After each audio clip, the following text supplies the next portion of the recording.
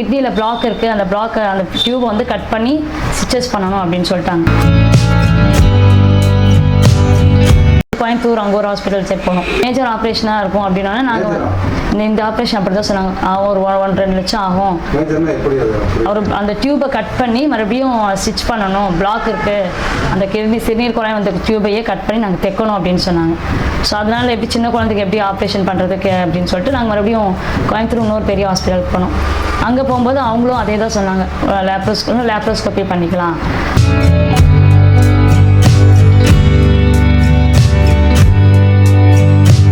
Block சிறுநீர் வர அந்த குழாய் வந்து கட் பண்ணி ஸ்டிச் பண்ணணும், அந்த அடைப்பு எடுக்கணும். அதுக்கு அப்படின்னு சொன்னாங்க. ஆனால் அந்த வீக்கம் வந்து அப்படியே தான் இருக்கும்ட்டாங்க. அந்த கிட்னி ஸ்வெல்லிங் வீங்கினதான் விரிவடைந்த கிட்னி வந்து மறுபடியும் சுருங்க வாய்ப்பில்லை அப்படின்ட்டாங்க. நாங்கள் கேட்டோம், ஆப்ரேஷன் பண்ணாலுமே அந்த வீக்கம் வந்து விரிவடைஞ்சது மறுபடியும் சுருங்காதுங்க, ஸ்வெல்லிங் வந்து அப்படியே தான் இருக்கும்.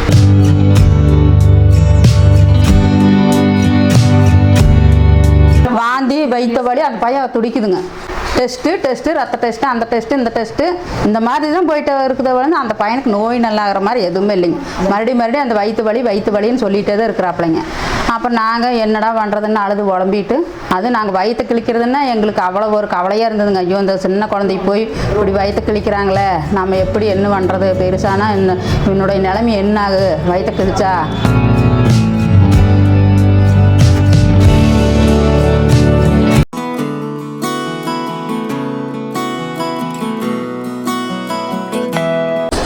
இவங்க ஈரோடு பெருந்துறை பக்கத்துலேருந்து நம்ம ட்ரீட்மெண்ட்டுக்காண்டி வராங்க. என்ன பிரச்சனைனா அவங்க பையன் வந்து 5ஆம் வகுப்பு படிக்கிறாப்புல. என்ன பிரச்சனைனா இப்போ ஏற்கனவே அவங்களுக்கு வாந்திக்காண்டி ட்ரீட்மெண்ட் எடுத்திருக்காங்க. கொஞ்ச நாளைக்கு அப்புறம் திரும்ப அந்த பையனுக்கு வாந்தி வருது. இப்போ திரும்ப போய் அவங்க செக் பண்ணுறாங்க. பார்க்குறப்ப பார்த்தீங்கன்னா கிட்னியில் ஒரு வீக்கம் தெரியுது. கிட்னி வீக்கமாக இருக்குது அப்படின்னு சொல்லிட்டு ஸ்கேன் ரிப்போர்ட்லாம் எடுத்து பார்த்துட்டு வீக்கமாக இருக்குது. அந்த கிட்னிக்கு போகிற டியூப்பில் வந்து எங்கே ஒரு இடத்துல பிளாக் இருக்குது. அதனால் என்ன பண்ணுறீங்க, அந்த பிளாக்கை வந்து கட் பண்ணிவிட்டு அடைப்பு எடுத்துகிட்டு திரும்ப ஜாயின் பண்ணணும். ஆனால் அந்த கிட்னியில் உள்ள வீக்கம் போகாது அப்படின்றாங்க டாக்டர். இவங்க பதறிட்டு ஈரோட்லேயே 2-3 இடத்துல செக் பண்ணி பார்க்குறாங்க. எல்லோரும் ஒரே மாதிரி ஒப்பீனியன் கொடுக்குறாங்க. திரும்ப அவங்க என்ன பண்ணுறாங்கன்னா கோயம்புத்தூர் போகிறாங்க. அங்கேயும் அதே தான் சொல்கிறாங்க. சின்ன பையனாக இருக்காப்புல, இப்போ ஆப்ரேஷன் பண்ணால் அப்புறம் எதிர்காலம்லாம் என்ன பண்ணுறது, அப்புறம் அதுக்கப்புறம் வாழ்நாள் முழுக்க மருந்து மாத்திரை சாப்பிட்டுட்டே இருக்கணுமா என்னமோ, வேறு பலகீனங்கள், அந்த சர்ஜரிக்கு அப்புறம் வேறு ஏதாவது தொந்தரவுகள் வந்து என்ன பண்ணுறதுன்னு ஒரு பதஷ்டத்தில் இருக்கப்போ பெரிய பயமூட்டக்கூடிய ஒரு செயல்கள்லேருந்து கடவுள் லேசான ஒரு பாதைக்கு அவங்கள திருப்புறாரு. ஏதோ ஒரு நன்மை இருக்கலாம். நான் ஒரு ஸ்கூலில் சிபிஎஸ்சி ஸ்கூலில் டீச்சராக ஒர்க் பண்ணிகிட்ருக்கேங்க சார். என்னங்க சார், நாங்கள் பெருந்துறை ஈரோடு டிஸ்ட்ரிக்ட் சார். பெருந்துறை ஈரோடு. தம்பிக்கு வந்து ஒரு நாள் உடம்பு முடியலன்ட்டு வாமிட்டுன்னு ஹாஸ்பிட்டல் போனோங்க சார். வாமிட் போனோடனே மாத்திரை கொடுத்து அனுப்பிச்சிட்டாங்க. மறுபடியும் செகண்ட் டைம் வித்தின் ஒரு 1 வீக் அகெயின் மறுபடியும் வாமிட்னோடனே அவர் மறுபடியும் வாந்தி எடுக்கிறான் பையன், ஒரு ஸ்கேன் எடுத்து பார்க்கலாம் அப்படின்னு சொல்லிட்டு ஸ்கேன் எடுக்கும்போது கிட்னியில் வந்து ஸ்வெல்லிங் ஹைட்ரோனிப்ரோசிஸ், அட்லீஸ்ட் கிட்னியில் வந்து வீக்கம் இருக்குது அப்படின்னு சொன்னாங்க. ஸோ வேறு டாக்டர்கிட்ட வந்து ரெஃபர் பண்ணார். நீங்கள் வேறு டாக்டர்கிட்ட வேணால் போங்க, இது கிட்னியில் வீக்காக இருக்குது. ஆனால் பெட்டில் அட்மிட் பண்ணார். பெட்லேயே அட்மிட் பண்ணி ஒரு 10 days வந்து ட்ரிப்ஸ்லாம் ஏற்றணும். ட்ரிப்ஸ் ஏற்றின பிறகும் அந்த வீக்கம் வந்து சரியாகலை. அதனால் அவர் என்ன பண்ணார், நீங்கள் வேறு டாக்டர்கிட்ட போங்கன்னு சொல்லிட்டு refer some other doctor in Erode. So again even Erode வந்து வேறு ஹாஸ்பிட்டல் போகணும். ஸோ அங்கே ஈரோடு போகும்போது அவங்க வந்து அந்த இதெல்லாம் பறிஞ்சு காட்டினாங்க, இப்படியும் கிட்னியில் இப்படியெல்லாம் இருக்குது, ஸோ நீங்கள் வந்து ஆப்ரேஷன் பண்ணணும் அப்படின்னு சொன்னாங்க. ஆக்சுவலாக கிட்னியில் அந்த பிளாக் மாதிரி இருக்குது. அந்த பிளாக் இருக்கிறனால தான் கிட்னியில் வீக்கம் இருக்குது. அதனால் இந்த டியூபையே நீங்கள் கட் பண்ணி ஆப்ரேஷன் பண்ணணும் அப்படின்னாங்க. நான் வந்து சின்ன பையனாக இருக்காங்க சார் அப்படின்னா இங்கே வந்து இந்த வசதி தான் இருக்குது அப்படின்னு சொன்னாங்க. ஸோ அதனால் நாங்கள் ஆப்ரேஷன் பண்ண யோசிச்சுட்டு அகெயின் வி வெண்ட் கோயம்புத்தூர் வந்து அங்கே ஒரு ஹாஸ்பிட்டல் போனோம். அகெயின் அங்கே வந்து ரெஃபர் பண்ணும்போது அவங்களும் அதே சொன்னாங்க, கிட்னியில் வந்து இது மாதிரி இருக்குது, வீக்காக இருக்கிறனால இந்த குழாயில் வந்து அடைப்பு இருக்குது, அந்த குழாயில் அடைப்புனா இந்த டியூபையே நீங்கள் கட் பண்ணி சர்ஜரி பண்ணணும். சர்ஜரி வந்து ஒரு 2 lakhs அப்படி ஆகும் அப்படின்னாங்க. நான் மறுபடியும் கேட்டேன், சார் சர்ஜரி ஆன பிறகு அந்த வீக்கம் வந்து குறையுமா அப்படின்னு கேட்டால் அவர் சொன்னார், சர்ஜரி பண்ணால் அந்த அடைப்பு வந்து நீங்கிடும், பட் ஆனால் அந்த ஸ்வெல்லிங் வந்து ஆசிட்டிஸ் அது எப்படி இருக்கும், அந்த ஸ்வெல்லிங் வந்து அப்படி தான் இருக்கும், வீக்கம் வந்து மாறாது. They said like that. So அக்கா மறுபடியும் ஒரு 2 lakhs ஆகும்னு சொன்னாங்க. ஸோ நாங்கள் போயிட்டோம், ஹாஸ்பிட்டலில் வந்து அட்மிட் பண்ணிட்டோம் தம்பியை. அட்மிட் பண்ணும்போது டாக்டர் என்ன சொன்னாங்க, திடீர்னு அவனுக்கு சளி இருந்திருக்கு. அன்றைக்கி சளி இருந்தால் ஒரு 15 days கழித்து நீங்கள் வாங்க. ஆக்சுவலாக மயக்க டாக்டரும் வந்தார், வந்து எல்லாம் செக் பண்ணிட்டு அட்மிட் பண்ணுற ஸ்டேஜ், பட் சளி இருக்கிறதுனால நீங்கள் போயிட்டு ஒரு 15 days கழிச்சு வாங்கினார். நல்லா சாப்பிட்டு நல்லா ஓடி ஆடி விளையாடுறாங்க, நல்லா படிக்கிறாப்பிள்ளைங்க. அந்த சாப்பாடு தான் சேரலையே என்னமோ வாந்தி வந்துருச்சு அப்படின்னு சொல்லி ஹாஸ்பிட்டலுக்கு கூட்டிகிட்டு போனாங்க. கூட்டிகிட்டு போன உடனே ஒரு டிப்ஸ் இறக்கணுங்க, அந்த வாந்தி நின்று போச்சுங்க. வாந்தி நின்னது பையன் தூங்கிட்டேன். காசை வாங்கிட்டு போக சொல்லிட்டாங்க. போக சொன்னது திரும்ப ஒரே வாரம் கழிச்சு அதே மாதிரி அந்த பையனுக்கு வாந்தி வருதுங்க, மயக்கமாக இருக்குது அப்படின்னு சொல்கிறேன். அப்படின்னு சொல்லங்காட்டி மறுபடியும் போனாங்க. மறுபடியும் அதே மாதிரி அந்த டிப்ஸே தான் இறக்குனாங்க. மறுபடியும் அந்த டிப்ஸ் இறக்குனாங்க, மாத்திரை கொடுத்தாங்க, டானிக்கு கொடுத்தாங்க. அதே எதையும் பையனுக்கு மருந்துதான் மருந்தையவே போட்டுக்கிட்டே இருந்தோம். அப்புறம் மறுபடியும் திரும்ப வந்துச்சு பையனுக்கு எல்லாம் வலிக்குது, அம்மா வலிக்குது அப்படின்னு எங்களுக்கு பயம் பிடிச்சிருச்சு. என்னங்க சார் இவ்வளோ டிப்ஸ் போட்டாங்க? நானே தான் கேட்டேங்க, ஏங்க சார் இப்படியே வலிக்குதுன்னு சொல்லிட்டு நீங்கள் வந்தால் இப்போ டிப்ஸ் போட்டு போக சொல்கிறீங்க, மருந்து மாத்திரை கொடுக்குறீங்க, இதுக்கு என்னதான் வலின்னு தெரியலைங்களா அப்படின்னு சொல்லங்காட்டிக்கு, சரிங்கம்மா எதுக்கு நீங்கள் ஒரு எக்ஸ்ரே எடுத்து பார்த்துட்டு வாங்க, ஸ்கேன் பண்ணிவிட்டு வாங்க அப்படின்னாங்க. ஈரோட்டில் போய் ரிப்போர்ட் கொண்டு போய் மறுபடியும் டாக்டர்கிட்டே நாங்கள் காமிக்கங்காட்டிங்க லைட்டாக கிட்னி வீக்கமாக இருக்குதுங்க.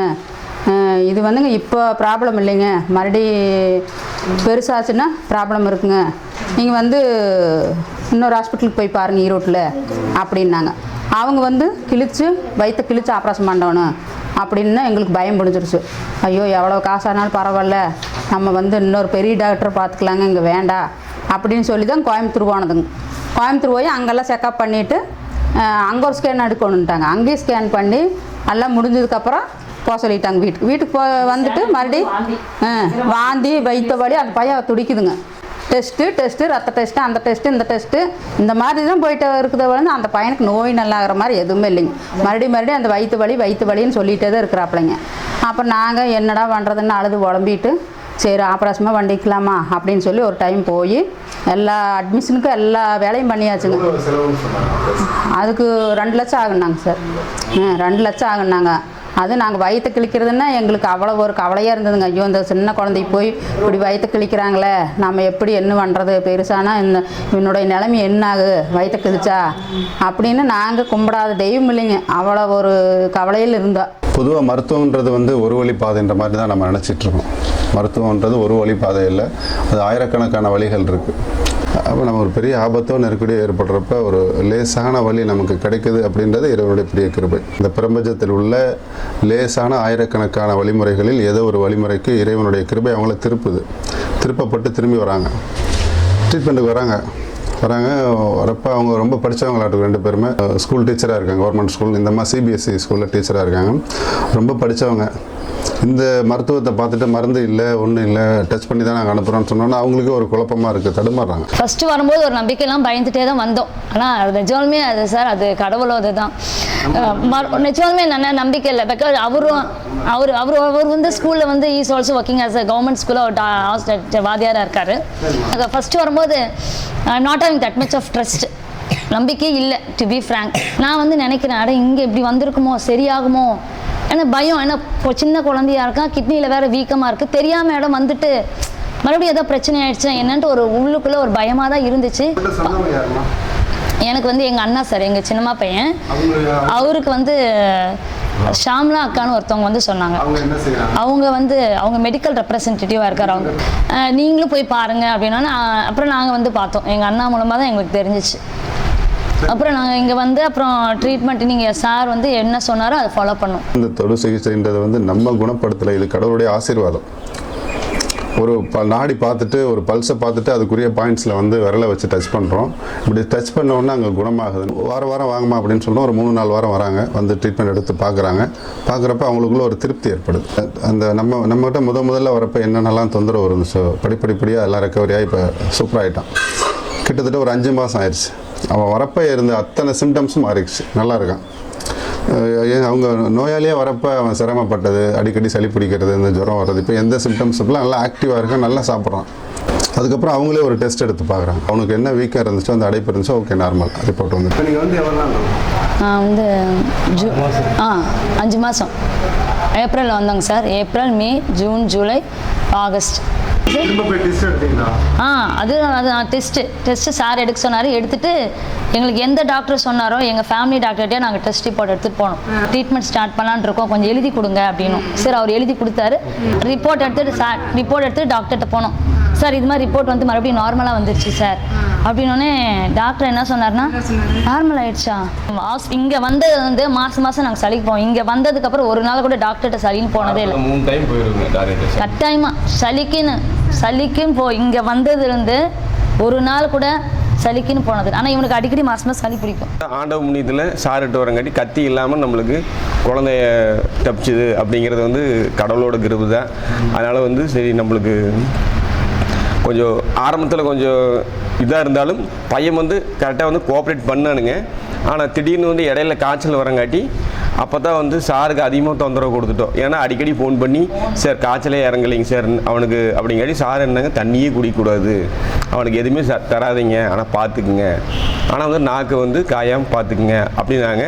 ஆனால் நம்மளுக்கு பயம், இவ்வளோ காய்ச்சல் அடிக்குது, இவ்வளோ பெரிய எல்லா வசதி இருக்கிற இந்த உலகத்தில் நாம் இப்படி போய் மாட்டிக்கிட்டோமே அப்படிங்கிற மாதிரி ஒரு மனசில் நினச்சது உண்டு. சாயங்காலம் 7 மணிக்கு ஆரம்பித்த காய்ச்சல் சார் ஒரு நைட் ஃபுல்லாக சார் ஒரு நைட் ஃபுல்லாக இருந்ததுங்க. வாமிட் இருந்துச்சு சார் அன்னைக்கு ஒரு நாள். அன்னைக்கு விடிய ஃபீவர் சார், வாமிட் இருந்துச்சு. எங்கள் மாமியார் வந்து திட்டினாங்க, குழந்தைக்கு ஜுரம் அடிக்குது, இவ்வளோ இருக்குது, தண்ணியை கொடுக்காம இருக்கல. தண்ணி விடிகிற வரைக்கும் தண்ணியை கொடுக்கல. விடிஞ்சோடனே ஜுரம் விட்டுருச்சு. விடிஞ்சோடனே ஜுரம் நைட்டு ஃபுல்லாக ஜுரம், விடிஞ்சோடனே ஜுரம் விட்டுருச்சு. வாமிட் வாந்தி நின்றுச்சு. வாந்தி வந்து நைட்டு ஒரு 10 மணிக்கு அப்படிங்கும்போது வாந்தி நின்றுச்சு. ஜுரம் விடிய இருந்துச்சு. விடிஞ்சோடனே ஜுரம் விட்டுருச்சு. லூஸ் மோஷனும் போச்சு, வாமிட்டும் இருந்துச்சு, ஜுரமும் இருந்துச்சு. மறுபடியும் ரிப்போர்ட் எடுத்துட்டு டாக்டர்கிட்ட போனோம். சார் இது மாதிரி ரிப்போர்ட் வந்து மறுபடியும் நார்மலாக வந்துருச்சு சார் அப்படின்னோடனே டாக்டர் என்ன சொன்னார்னா, நான் தான் சொன்னேன் ஆமாங்க சார் டாக்டர் மெடிக்கல் மிராக்கிள் தான் இல்லைங்க சார் அப்படின்னு. அவர் எதுவுமே சொல்லலை. சளிக்கு நான் 20 நாள் மருந்து கொடுத்தேன் இல்லைங்க, அதனால் சரியாக இருக்கும்னு நினைக்கிறேன். அப்புறம் நான் மறுபடியும் கேட்டேன், சார் மறுபடியும் வந்துருச்சுன்னா என்ன பண்ணுறது அப்படின்னு டாக்டர் கேட்டேன். இல்லைங்க அவர் என்ன சொன்னால், சில சமயம் அந்த கிட்னி மாதிரி கல் மாதிரி இருந்து அது வெளியே வந்திருக்கும்னு நினைக்கிறேன், அதனால தான் வீக்கம் சரியாயிடுச்சு அப்படின்னாரு. இன்னைக்கு காலையில் கூட எங்கள் வீட்டில் வரும்போது நாங்கள் டிஸ்கஸ் பண்ணிட்டு தான் வந்தோம். இந்நேரம் ஆப்ரேஷன் ஆயிருந்தால் என்ன ஆயிருக்கும். அவர் அப்படி தான் சொன்னார். இல்லை கிட்னி முதல்ல கல்லுன்னா சொல்லவே இல்லை, வீக்கம் தான் சொன்னார். ஆனால் அவர் சொல்கிறார் கல் வெளியே வந்திருக்கும்னு நினைக்கிறேங்க மாத்திரை கொடுத்ததுனால அப்படின்னார். இவன் இப்போ இங்கே சொன்னால அது அவங்க இருந்தாங்க. நம்ம டாக்டர் வந்து என்ன சொன்னேன், நம்ம டாக்டர் நல்ல டாக்டர் அப்படின்னு அவங்க சொன்னான். நம்ம டாக்டர் அப்படியே அவனுக்கு come to know about that reality. இப்போ நம்ம இவ்வளோ நாள் நமக்கு தெரியல, ஆனால் இவனுக்கு வந்து இப்பயே தெரிஞ்சிருக்கு. இப்போ நம்ம இவ்வளோ வருஷம் நம்ம we don't know about that. இவன் புரிஞ்சுக்கிட்டான். மேபி இனி ஃபியூச்சர் ஜென்ரேஷன் இது மாதிரி கொண்டு வந்தேன்னா நிஜமே நல்லா இருப்பாங்க. நம்மளுக்கு இவ்வளோ நாள் தெரியல. Thank you sir. அதான் சார் நீங்கள் ரிப்போர்ட் பார்த்தாச்சு, ரொம்ப நல்லா இருக்கு. ஆனால் சார் ரிப்போர்ட்டை கூட பார்க்கல. நாங்கள் எடுத்துகிட்டு வந்த ரிப்போர்ட்டை கூட அவர் இது வரைக்கும் பார்க்கல. இது வரைக்கும் ஒரு ரிப்போர்ட்டை பார்க்கல. அந்த அன்னைக்கு ரிப்போர்ட் பார்க்கலங்க, வந்த அன்னைக்கு சார் பார்க்கவே இல்லை. என்னன்னு கேட்டார். அவர் சொன்னார் நாடி பிடிச்சிட்டு நீங்கள் வாங்க நான் சொல்கிறேன் அப்படின்னாரு. 3 வாரம் வாங்க அப்படின்னாரு. நாங்கள் 3 வாரம் வந்தோம். கண்டினியூ பண்ண அப்புறம் மறுபடியும் சரியானது ரிப்போர்ட்டை வந்து அப்பயும் அவர் பார்க்கல. சளிலாம் இல்லைங்க சார், சளியும் பிடிக்கல, ஜுரமும் இல்லை, ஒன்றும் இல்லை, நார்மலாக இருக்கான். வாரத்துக்கு வந்துட்டு அவன் சும்மா ஜாலியாக வரான், ஜாலியாக போகிறான், வரான் சார். ரொம்ப சந்தோஷமா இருக்கும் சார். இருக்கான் நிரஞ்சன் 5ஆம் வகுப்பு.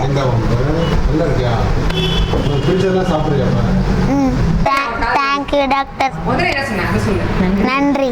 பிரபஞ்சத்தில் இந்த பூமியில் படைக்கப்பட்ட அத்தனை கோடி உயிரினங்கள்லையும் ஒரு இயற்கை சக்தியை கடவுள் கொடுத்துருக்காரு.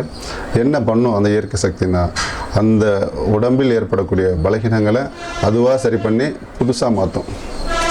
இன்னும் சொல்லப்போனால் அந்த உடலில் உள்ள ஒவ்வொரு செல்களும் ஒவ்வொரு நாளும் தன்னைத்தானே புதுப்பித்து கொண்டே இருக்கிறது. இதுதான் சுச்சமம். அப்போ ஒரு உறுப்பில் நோய் ஏற்படுதா, அதுவும் புதுப்பிக்கப்படும். எனர்ஜி லாஸ் ஆகுதா, அதுவும் திரும்ப அடுத்த நாள் சரியாகும். ஒரு உறுப்பு வந்து கெடுதா, அது அந்த முறையோடு இருந்தீங்கன்னா அதுவும் திரும்ப புதுசாக சரியாகி கெட்டுப்போன உறுப்புகள் வந்து திரும்ப புதுப்பிக்கப்பட்டு பழைய நிலைக்கு திரும்ப வரும். இப்போ இந்த உடம்பு அப்படின்றது என்னென்னா இயற்கையான படைப்பு. இந்த இயற்கையான படைப்பு என்ன செய்யணும்னா, இதை நீங்கள் என்ன பண்ணாலும் அது கடைசி வரைக்கும் போராடி தன்னைத்தானே சரி செய்து கொள்ளக்கூடிய அந்த வேலையில் அது ஈடுபட்டுக்கிட்டே இருக்கும். அதுதான் இயற்கை, இறைவனுடைய அந்த ஃபார்முலா. அந்த ஒவ்வொரு உடல்லையும் வச்சுருக்கக்கூடிய எதிர்ப்பு சக்தி அப்படின்ற ஃபார்முலா. அந்த ஆர்கன்ஸ் வந்து பலகீனமாக இருக்கும், அதுக்குரிய புள்ளியை நம்ம அந்த லேசாக ஒரு 10 செகண்ட் டச் பண்ணுறோம். அவ்வளோதான். படிப்படியாக அந்த உடலில் உள்ள பிரச்சனைகள் படிப்படியாக குணமாக ஆரம்பிக்கும். அந்த அடிப்படையில் இப்போ இந்த சிறுவன் வந்து ஆரோக்கியமாக நல்லபடியாக இருக்கான். ரொம்ப திருப்தியாக கண்ணு கலங்கி பேட்டி கொடுத்துட்டு நல்லா இருக்கான் அப்படின்னு சொல்கிறாங்க. அல்லாவோட கிருபமா சரியாச்சு அப்படின்னா சத்தியமா சார்கிட்ட வராமல் இருந்திருந்தேன்னா அந்த நான் இன்னும் ஹாஸ்பிட்டலில் இருந்தால் இன்னும் 3 மாதம் நாங்கள் ஹாஸ்பிட்டலில் ஒன்று வச்சுருப்போம். வச்சிருப்போம். அப்புறம் கிழிச்சாங்க வச்சிருக்குது இல்லை. இங்கே வராமல் இருந்ததுன்னா எங்கள் பையன் நிலைமை என்ன, சின்ன குழந்தையில அது கிட்னி வந்து மேஜர் ஆப்ரேஷன் பண்ணியிருந்தா அவன் எப்படி ஆயிருப்பான்னு தெரியாது. ஆனால் வந்து இல்லைங்க சார், ஒரு பொண்ணு ஒரு பையன் சார். பையன் ஒன்று. ஆனால் இங்கே நிஜாலுமே கடவுளோட இதுதான் சாரோடது வந்து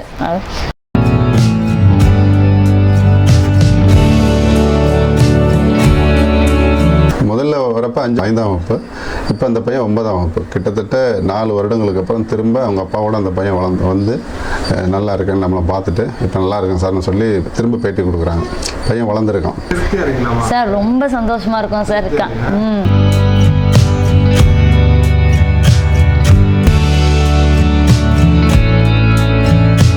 என்ன படிக்கிறீங்களா? 9th standard. இப்போ வந்து நீங்கள் எத்தனை வருஷம் இருக்கும்? 4 வருஷம் ஆச்சுங்க. நீங்கள் வரப்போ என்ன படிச்சுட்டு இருந்தாங்களா? 5ஆவதுங்க. 5ஆவது. இப்போ வந்து 9ஆவது படிக்கிறேன். அப்படி படிக்கிறாங்க. நல்லா இருக்கா? நல்லா இருக்கிறேன் அப்படிங்க.